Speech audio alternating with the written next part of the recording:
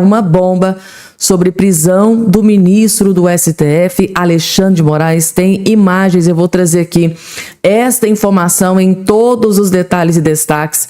Também vou trazer aqui para vocês uma parte, de uma entrevista do Eduardo Bolsonaro, onde ele solta uma bomba sobre a volta da Lei Magnitsky contra o ministro Alexandre de Moraes e contra integrantes do TSE e outras autoridades aqui no Brasil. E tem a ver com a eleição de 2026, gente. Tá? Eduardo Bolsonaro, agora em entrevista, fala sobre a volta da Lei Magnitsky contra o ministro Alexandre de Moraes e novas autoridades que podem sofrer as sanções por causa da eleição de 2026. Ele vai trazer todos os detalhes e a notícia que ele traz é extremamente grave com relação a essa questão da eleição de 2026. Malu Gaspar, ela fez de novo, dobrou a aposta e acabou de explodir a maior bomba contra o ministro Alexandre de Moraes, gente, tá? Mais uma vez, no jornal O Globo, Malu Gaspar teve acesso a uma informação estarrecedora contra o ministro Alexandre de Moraes. Claro que eu vou trazer também essa informação nos mínimos detalhes para vocês. E o Lula, gente, tá? Agora, em evento em Fortaleza, acabou de confessar tudo. Sem querer, ele acabou confessando tudo. Confessou.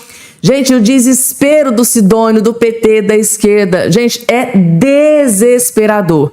Sem querer, agora em evento em Fortaleza, o próprio Lula acabou de admitir tudo, gente. Ele confessou tudo, deixou escapar.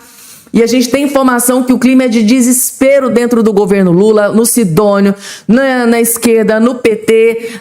Os parlamentares, os ministros do Lula estão desesperados, porque o Lula acabou de confessar e isso pode custar muito, muito, muito caro para o Lula. E eu vou trazer também essa informação completa nos mínimos detalhes. Gente, tudo isso e muito mais vai estar aqui a partir de agora nesse boletim. Se eu fosse vocês, não perderiam nem um segundo, porque, gente, Eduardo Bolsonaro dobrou a aposta contra o ministro Alexandre de Moraes. Aqui já é uma outra notícia bombástica que ele acabou de explodir, tá? É pior do que Lei Magnitsky, gente, para vocês terem noção. Vai estar aqui nesse boletim.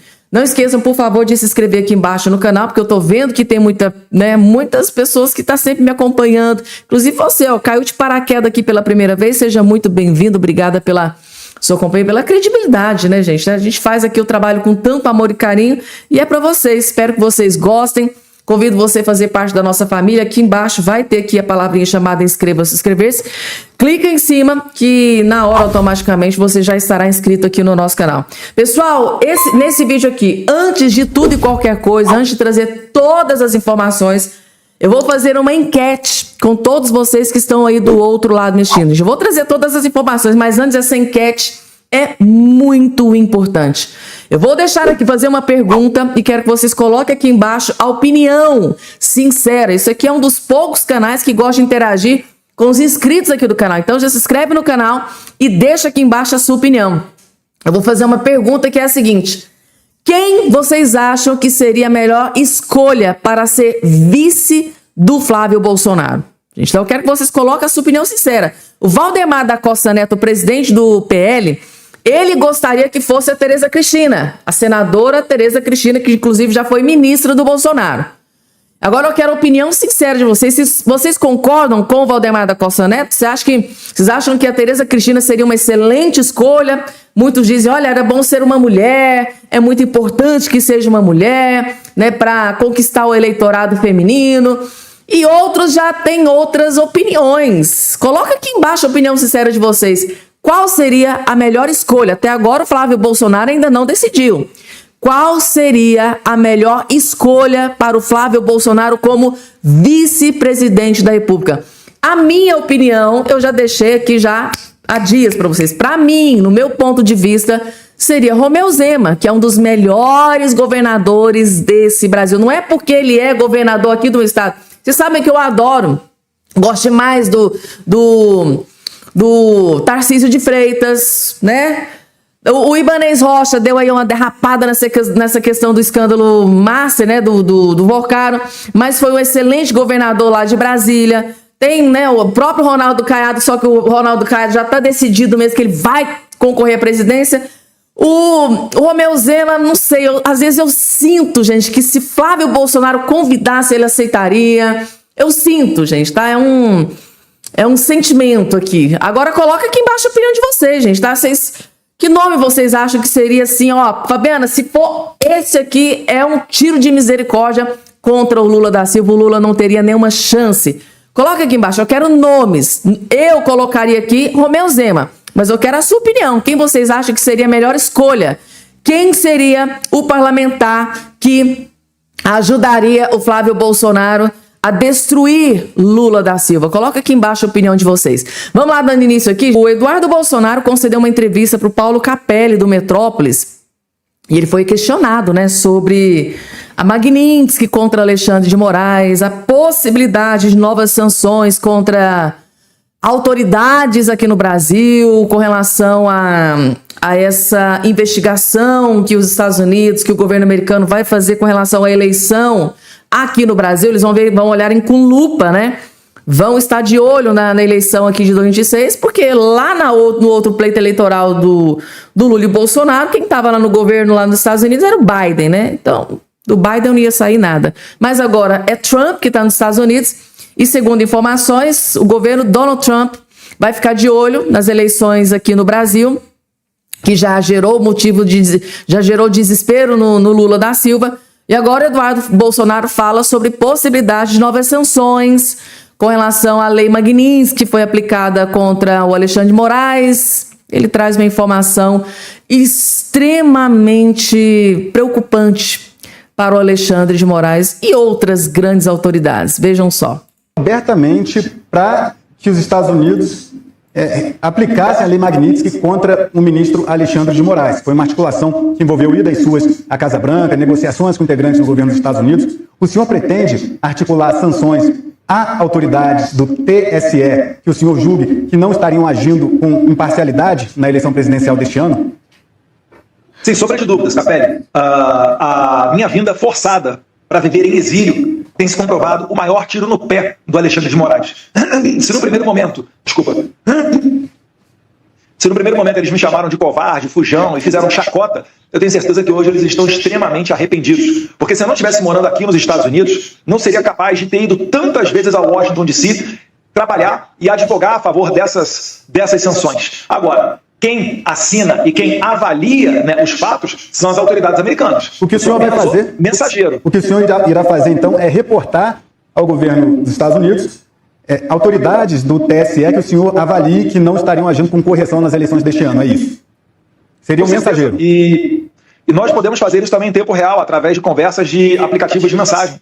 Isso daí é importantíssimo. Hoje o mundo funciona em tempo real, né? E a eleição brasileira ela vai ser muito dinâmica. A gente já sabe como é que funciona. Então, sim, estarei atento, farei as minhas denúncias quando entender pertinente e que Deus ilumine a cabeça das autoridades americanas para entender as providências. A quais órgãos o senhor vai fazer essas denúncias? A Casa Branca, a deputados, a senadores e a quaisquer outras pessoas que tenham algum poder efetivo ou mesmo notoriedade, seja nas redes sociais, seja nos jornais internacionais, aonde eu tiver espaço, onde eu for consultado a levar informação, ali eu estarei para me expressar, porque aqui é a terra da liberdade. O senhor fez um vídeo... Resumindo para vocês, gente, tá? Isso aqui é Eduardo Bolsonaro dobrando a aposta contra grandes autoridades aqui do Brasil, né, da política, do judiciário, principalmente com relação a Lula e Alexandre de Moraes. Principalmente por quê? Se o Eduardo Bolsonaro enxergar que uma decisão X, né, de Alexandre de Moraes ou de Lula da Silva for algo que possa beneficiar alguém nesta eleição, ele vai levar isso para as grandes autoridades dos Estados Unidos. Ele está deixando um recado claro.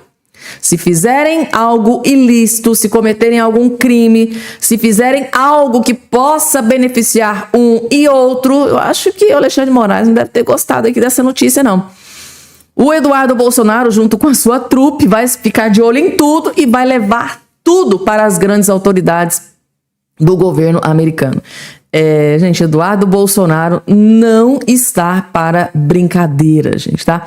E quem não tá para brincadeira é o apresentador Ratinho, que a gente ama de montão, né? Como eu admiro a coragem desse homem.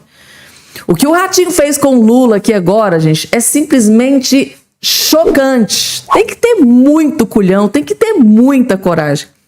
O apresentador Ratinho dobrou a aposta e simplesmente detonou e destruiu Lula sem dó e nem piedade. Vocês vão gostar desse vídeo, eu prometo pra vocês. Como o governo brasileiro gosta de imposto, aumentar medicamentos no momento em que falta dinheiro até para comprar comida é falta de caráter. Sabia disso? Sabia disso? Os preços dos remédios subiram. O reajuste foi autorizado pela Anvisa, foi de 3,81 a partir de ontem. Então quem comprou ontem ganhou até o dinheiro. Comprou. Quem não comprou é melhor nem ficar doente. É uma avacalhação. Gente, os preços dos medicamentos veio o absurdo. Você entra numa farmácia, na hora que você vai pagar a conta, você pode até ter um infarto. É tudo muito caro. O Brasil, aqui comigo, o Brasil tem a maior carga tributária sobre medicamentos com imposto que pode superar 30% do preço final, quando a média mundial é de apenas 6%. A nossa população é pobre, é sofrida, ela não consegue atendimento decente na rede pública, é verdade ou não é? Passa meses ou até anos para você conseguir uma cirurgia ou um procedimento médico diferenciado. Mas tudo isso é esquecido quando a ganância por arrecadação se torna mais importante do que cuidar da saúde da nossa gente. Como esse governo gosta de imposto, viu? Imposto dos remédios dos Estados Unidos. De 0, depende do estado, de 0 a 6%. Na França, França, 2,1% imposto. Alemanha, 16%. Argentina, 21%. Brasil, 30%. Pelo amor, é muita sacanagem. Olha a caneca, patrão. É muita sacanagem. Roubados, coitadinho. Vocês são bando de ladrão. Você tem que diminuir o preço de imposto do remédio e não aumentar, porra. Falou bonito, hein, gente? Tá aqui, Ratinho furioso, pistola, virado no giraia, porque o Lula só pensa em dinheiro, só pensa em arrecadar, só pensa em enfiar imposto no lombo do povo brasileiro. O povo não aguenta mais pagar tanto imposto, o povo já não aguentava pagar tanto imposto, aí vem o Lula, agora no início do mês vai e sobe 3,8% o preço dos remédios no Brasil, gente, tá? É para acabar com o piqui do Goiás. O Lula realmente não tem um pingo de dó, não tem um pingo de empatia com a população pobre desse Brasil. Porque quem mais sofre com isso aqui, porque o Lula se auto-intitula o pai dos pobres. Imagina se não fosse. Porque os mais prejudicados aqui são os pobres, que estão custando comprar comida, porque tá tudo caro, tudo pela hora da morte. Aí o Lula vai lá para acabar de enfiar apunhalar pelas costas, né? Porque vai lá, não, a comida tá cara, tá pouco, vamos aumentar o remédio também. Vamos ferrar e lascar com a vida do pobre no Brasil. Compartilha, gente, explode esse vídeo, porque o Ratinho só disse verdades aqui. O Lula não pensa em outra coisa a não ser socar imposto no lombo do povo brasileiro, gente, tá? Aumentar, gente, tá? O imposto dos remédios é de uma covardia, de uma maldade, de uma crueldade sem precedente, gente, tá? Diga-se de passagem, tem que ser muito cruel e perverso no momento caótico, na inflação pela hora da morte, as pessoas estão tendo dificuldade para comer. O Lula não foi lá, se contentou, não, vamos acabar de ferrar e vamos socar mais imposto no lombo desse povo pobre do Brasil. Triste, gente, tá? É triste, mas essa culpa eu não carrego, tá? Eu não votei no Lula. Vamos lá, gente, agora Malu Gaspar solta uma bomba contra Alexandre de Moraes e Dias Toffoli, gente. Malu Gaspar dobrando a aposta. Tá peitando o sistema. Caso Master turbina pedidos de impeachment contra Moraes e Toffoli, gente, tá? Malu Gaspar teve acesso à informação. Os desdobramentos das investigações do caso Master fizeram aumentar o número de pedidos de impeachment protocolados contra o ministro do STF.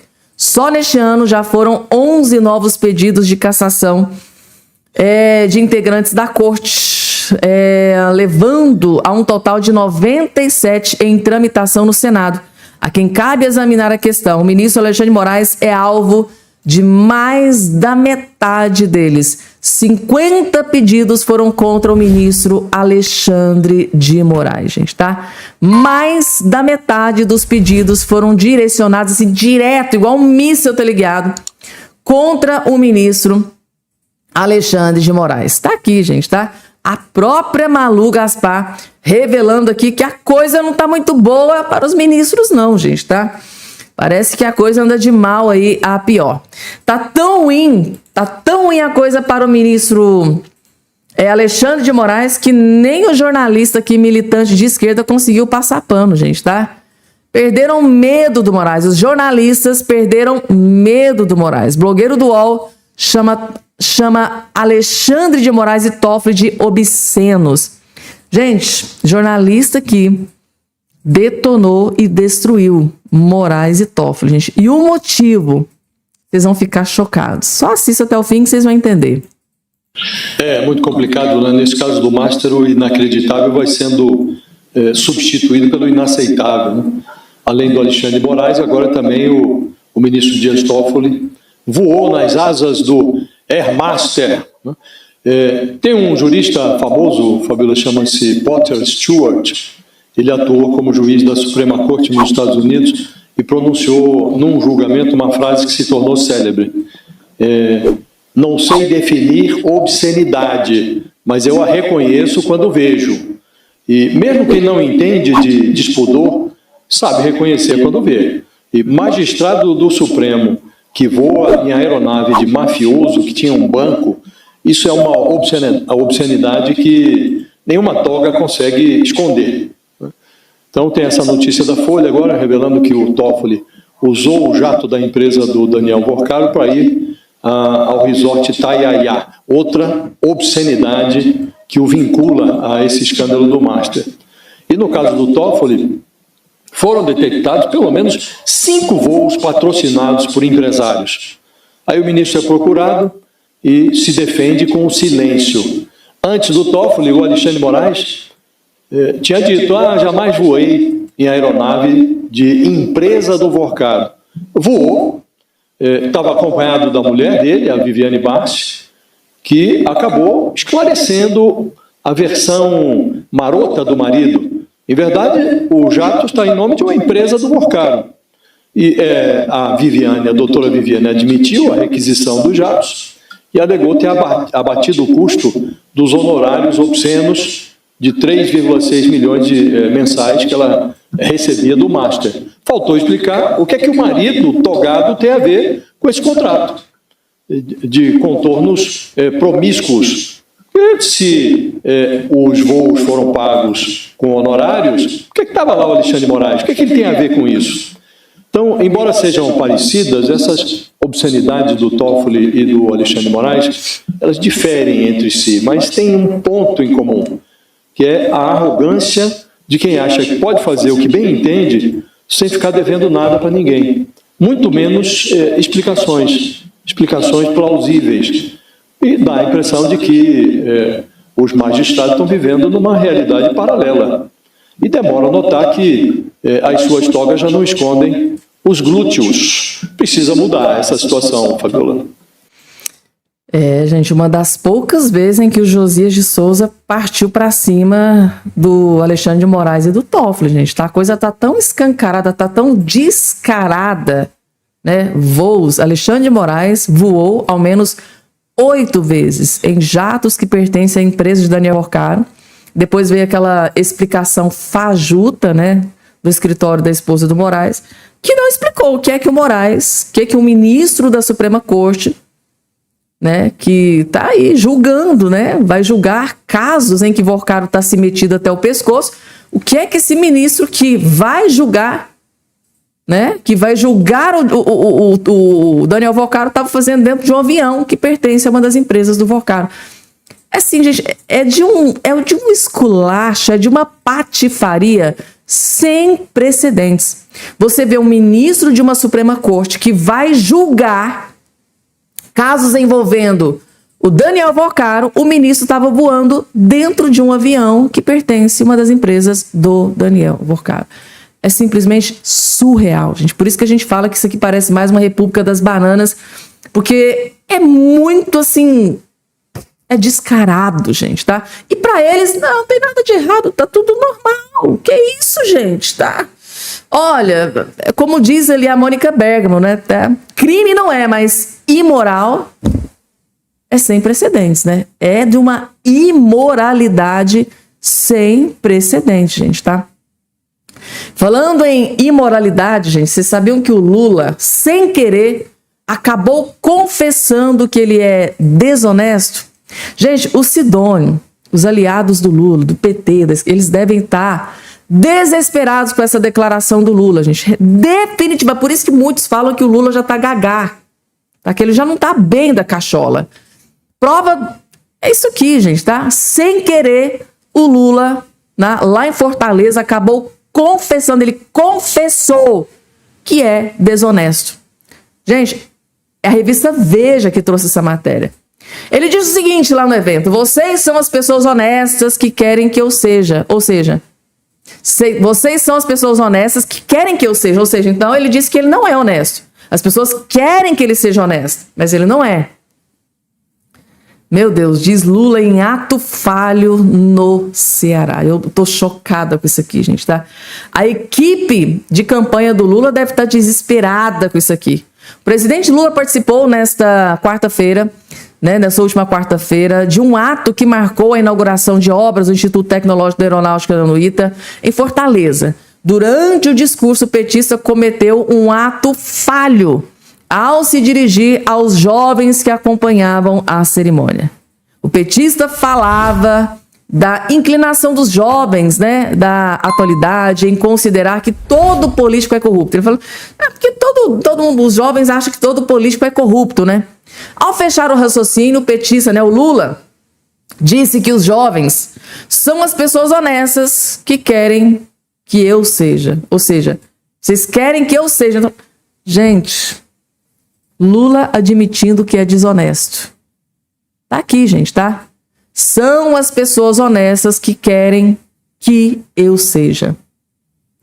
Eu tô chocada com isso aqui, gente, tá? Ele diz o seguinte, abre aspas, se estiver achando, né, que ninguém presta, que eu não valho nada, né, e ninguém vale, ainda assim, não desistam, tá? E entram na política. Vocês são as pessoas honestas que querem que eu seja. Meu Deus, gente, que vergonha. Todo mundo pode assumir responsabilidade, disse Lula. Vocês querem ser as pessoas honestas que querem que eu seja. Ou seja, o Lula admitindo que não é honesto. Segundo a revista Veja, isso foi um ato falho. Lula admitindo que não é honesto. Imagine como é que deve estar, gente, a Gleice Hoffmann, o Sidônio, a equipe de campanha do Lula devem estar desesperado, gente, tá? Outro que deve estar desesperado, gente, é Alexandre de Moraes, gente, tá? O grande aliado, estrategista de Donald Trump, falou novamente sobre prisão de Alexandre de Moraes. Além de Elon Musk, né, que fez aquela publicação, colocou imagem de Alexandre de Moraes, né, uma imagem por inteligência artificial, diga-se de passagem, né? Colocando ali uma imagem de Alexandre de Moraes atrás das grades, na prisão, na cadeia. Agora o estrategista, o aliado de Trump, voltou a mencionar Alexandre de Moraes na prisão. Tá aqui, gente. Aliado de Trump divulga a imagem de Moraes como presidiário, gente. O Alexandre de Moraes deve estar furioso, gente, tá com essa postagem.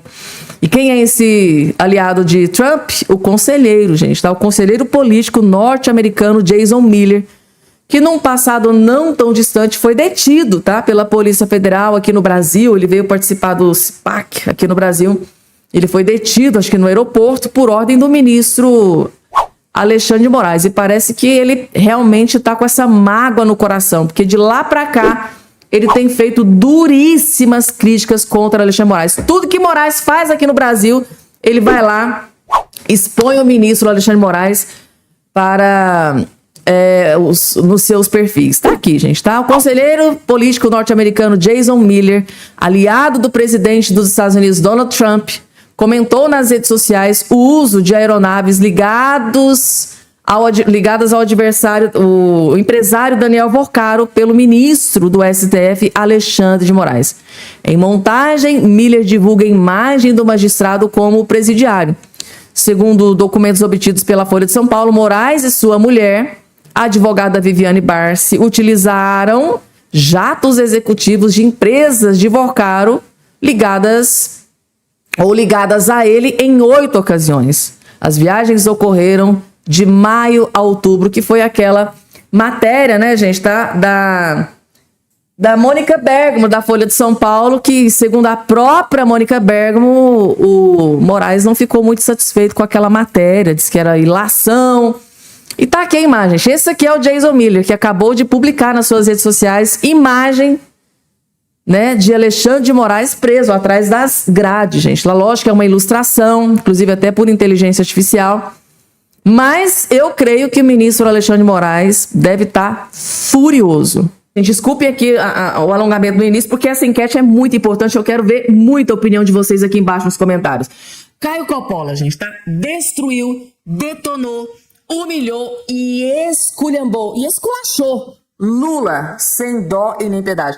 Se tiver algum esquerdista, se algum esquerdista assistir esse vídeo aqui, podem ter certeza que esse esquerdista não vota no Lula mais. E vocês vão saber assistindo até o finalzinho. Data ideal para falar sobre 9 promessas de campanha não cumpridas pelo presidente Lula. Promessa número 1, não concorrer à reeleição. Pois é, em 2022, a 5 dias da votação do segundo turno, o então candidato Lula da Silva escreveu em suas redes sociais: eu, se eleito, serei um presidente de um mandato só. Os líderes se fazem trabalhando no seu compromisso com a população. Tá certo. Promessa número 2, não indicar amigos e companheiros para o STF. Eu, sinceramente, estou convencido que tentar mexer na Suprema Corte para colocar amigo, para colocar companheiro, para colocar partidário, é um atraso, é um retrocesso que a República... Contudo, uma vez no cargo, Lula, sinceramente, indicou para o STF o seu advogado pessoal, Cristiano Zanin, e seu colega de militância partidária, Flávio Dino. Ele mesmo fez questão de apresentar dessa forma. Conseguimos colocar na Suprema Corte desse país um ministro comunista, um companheiro, a qualidade do Flávio Dino. Mas tudo bem, a gente até entende o motivo. Se eu não fosse o Suprema Corte, eu estaria no governo mais do país, cara. Promessa número 3, resgatar todas as pessoas em situação de rua. Nós pretendemos chegar ao final do nosso mandato, não ter um único brasileiro dormindo embaixo de uma ponte nesse país. Contudo, segundo o Observatório Brasileiro de Políticas Públicas com a População em Situação de Rua da UFMG, apenas entre dezembro de 2023 e dezembro de 2025, o número de pessoas vivendo nessas condições aumentou 40%. São 104 mil pessoas a mais que ficaram sem teto e a população de rua superou 365 mil pessoas. Tem muita gente embaixo da ponte e bem debaixo do nariz do Lula. Promessa número 4, zerar a fila do INSS. E estejam certos de que vamos acabar mais uma vez com a vergonhosa fila do INSS, outra injustiça restabelecida nesses termos de expressão. Se a fila já era vergonhosa e injusta, imagina agora que ela triplicou de tamanho no governo do Partido dos Trabalhadores. Aliás, a fila não para de aumentar e acaba de superar 3 milhões de pessoas com processos em espera. Mais um recorde para a biografia do senhor Lula da Silva. Eu trabalhei cuidando de previdência social, cuidando de inteligência social. Olha que coincidência, o seu irmão também, o Frei Chico, e o seu filho, o Lulinha, parece que tinha boas relações com um certo careca do INSS. Mas vamos deixar isso para outro comentário. Promessa número 5, zerar o desmatamento na Amazônia. Nossa meta é alcançar o desmatamento zero na Amazônia, a emissão zero de gás de efeito estufa na matéria energética. O Congresso aplaudiu as boas intenções, mas na prática, o governo Lula foi marcado pelas maiores queimadas do século nos biomas brasileiros, especialmente no Pantanal e na floresta amazônica, onde os focos de incêndio chegaram a superar em 62% a média anual histórica. Manaus ficou coberta de cinzas e até a COP30 pegou fogo, lembra? Promessa número 6, abrasileirar o preço da gasolina. Já que estamos falando de combustão, vamos falar sobre combustíveis. Por que a gente tem que cobrar em dólar? Se a gente ganhar as eleições, a gente vai abrasileirar os preços da Petrobras. Acontece que o governo Lula só abrasileirou os impostos. O ICMS sobre combustíveis aumentou e a isenção de PIS e COFINS foi suspensa. Quando voltou ao poder, o PT encontrou a gasolina abaixo de R$5 o litro. E de lá pra cá, o preço não para de subir, mesmo antes do conflito no Oriente Médio. Na última semana, segundo a ANP, o litro da gasolina custava, em média, R$ 6,78 e o do diesel, R$ 7,57. O Bolsonaro poderia, uma canetada como fez o Pedro Parente, obrigar o presidente da Petrobras a reduzir o preço. E ele precisa tomar a decisão de que era preciso reduzir em benefício da sociedade brasileira. Promessa número 7. Fim do sigilo nas contas públicas. Não haverá sigilo nas contas públicas. Não haverá sigilo de 100 anos, nem de 10 anos, nem de um dia. Mas teve sigilo de 100 anos, sim. Segundo o Estadão, só no primeiro ano do governo Lula 3, foram 1.339 pedidos de informação colocados sob sigilo, incluindo despesas e agendas da primeira-dama Janja, bem como gastos milionários do cartão corporativo. É aquela história. Xingue-os do que você é, acuse-os do que você faz. Para acabar com esse sigilo de 100 anos, o que eu quero ver, que esse cidadão está escondendo do povo brasileiro. A gente também quer mais transparência, Lula. Mas para isso, certas pessoas precisam cumprir o que prometeram na cara dura. Promessa número 8. Acabar com a fome no Brasil. E hoje é o dia da gente poder olhar fundo, Wellington, na cara dos nossos filhos, na cara de cada criança desse país, e dizer, até dia 31 de dezembro de 2026, nós vamos acabar com a fome nesse país. Ainda faltam alguns meses, mas é improvável que Lula olhe fundo na cara de cada criança e entregue o que prometeu. Afinal, segundo o próprio IBGE, ano passado a fome ainda atingia 6.480.000 pessoas no país. Mas o Lula está acostumado a frustrar expectativas sobre esse tema. Afinal, ele promete isso há 2 décadas. Se ao final do meu mandato todos os brasileiros tiverem a possibilidade de tomar café da manhã, almoçar e jantar, terei cumprido a missão da minha vida.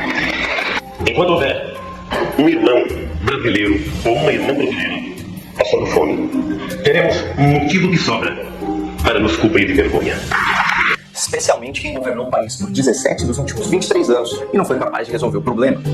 Promessa número 9. Churrasco com picanha. Sim, na hora de pedir voto, Lula não é amador. E na última campanha, além de prometer acabar com a fome, o petista prometeu fartura ao povo brasileiro. Agora eu tô comendo filé, e a gente nós vamos comer picanha, eu digo todo dia, nós vamos voltar a comer picanha, tá naquela parte com aquela gordura fina, passada na farinha, a gente vai chegar aqui e tomar uma cervejinha gelada, é tudo que o povo quer, Ratinho. Ok, agora corta pra realidade. O preço da picanha e da cerveja, assim como da maioria dos alimentos, aumentou muito nos últimos 2 anos. Tanto que, segundo o Datafolha, 6 em cada 10 brasileiros estavam comprando menos comida.